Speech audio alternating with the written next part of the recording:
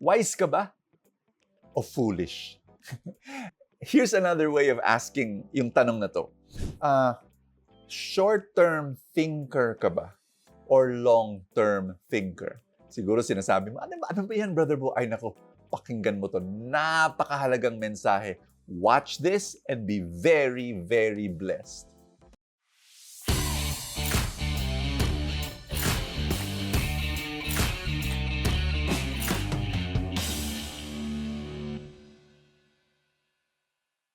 Merong isang napakatalinong tao. Ang pangalan niya si Dr. Banfield. Edward Banfield. Harvard University, 1970s. Pinag-aralan niya yung mga grupo ng mga estudyante. Tapos tinest niya kung short-term thinker ba or long-term thinker. Ano ibig sabihin? Pag nagde-decide sila, okay? Iniisip ba lang nila yung anong makakabuti ngayon? Or iniisip ba nila, makakabuti ba? Ano ang makakabuti para sa buhay ko 2 years from now, 5 years from now, 10 years from now? You know, pag ganun, long-term thinker tawag doon. Ito ang galing ng mga resulto ng kanyang pag-aaral. Kasi sinundan niya yung mga estudyanteng yan for many, many years. Ito yung pinaka-successful na mga estudyante, long-term, syempre, long-term thinker sila. This is important sa bawat larangan ng buhay. I'll give you some examples. Health, exercise. Di ba ang exercise para ngayon, inconvenient, di ba? Parang ang hirap naman to mag-exercise. Nako, sumasakit yung mga muscles ko. Pero long term, nakakabuti. Pero gaano ka long term? Ay, grabe. 20 years, 30 years, 40 years down the road, may impact sa health mo, kalusugan mo. Ito, finances. Di ba? Pareho rin. Long-term, pag long-term thinker ka, talagang makakabuti sa finances mo. May kwento ako. Kasi na-meet ko lang to 62-year-old man. May sakit na ngayon. So, medyo sad yung kwento. Pero, tingnan mo kwento niya sa akin, ang galing-galing niyang salesman. Very successful as a salesman. Benta siya ng benta ng yung mga industrial machines for companies. Galing niya. Nakakabenta siya. Maraming commission. Ang laki ng bonus niya. Kaya lang, short-term thinker siya. So pagtanggap ng commission, gastos, yung blowout sa mga kaibigan, inuman, talagang wala talagang short-term lang siya Hindi niya iniisip yung 5 years. Ito yung problema. 62 na siya, nagkasakit. Hindi na siya nakakabenta. Hindi na siya pwede maging salesman. Ito yung problema. Walang investments.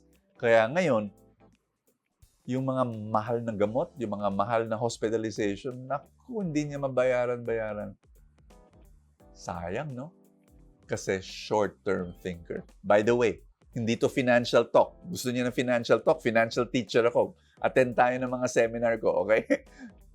Pero sa bawat larangan ng buhay, even in the spiritual life, kailangan long-term thinker ka.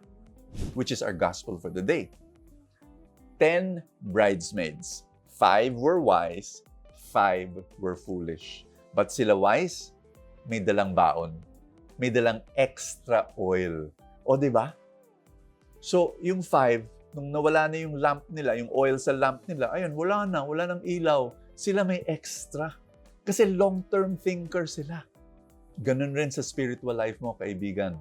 Yung pananampalataya mo, dapat forever to, For the rest of your life, maglilingkod ka kay Lord.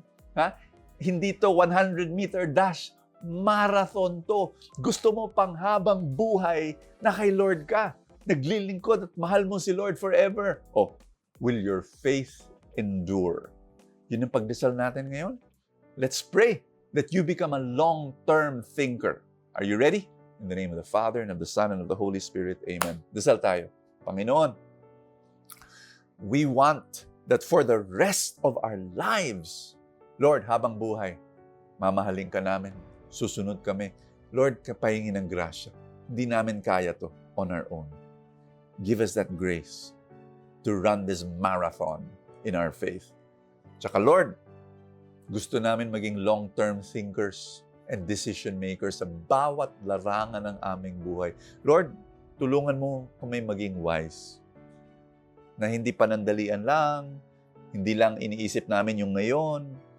Lord, sa mga decisions namin, help us to be wise in our spiritual life, in our relationships, in our finances, in our health.